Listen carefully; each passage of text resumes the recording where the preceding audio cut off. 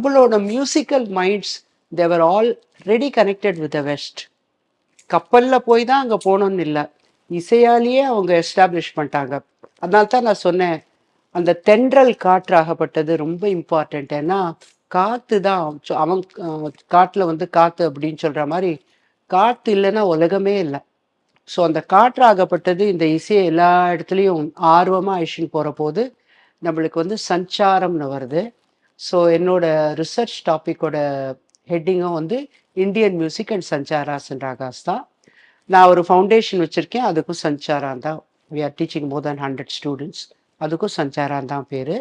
என்னோட டாக்டர் ஜெயலக்ஷ்மி அவள் தான் வந்து அதுக்கு she is taking all the initiative.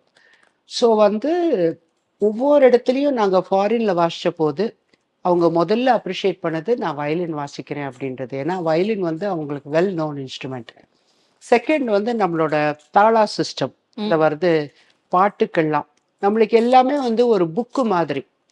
Chapter 1 chapter 2 எல்லாம் டெம்ப்ளேட் கொடுத்துட்டாங்க. ஸோ நம்ம அதை ஃபாலோ பண்ணோம்னா நம்ம ஒரு லட்சக்கணக்கான புக்ஸ் எழுதலாம்.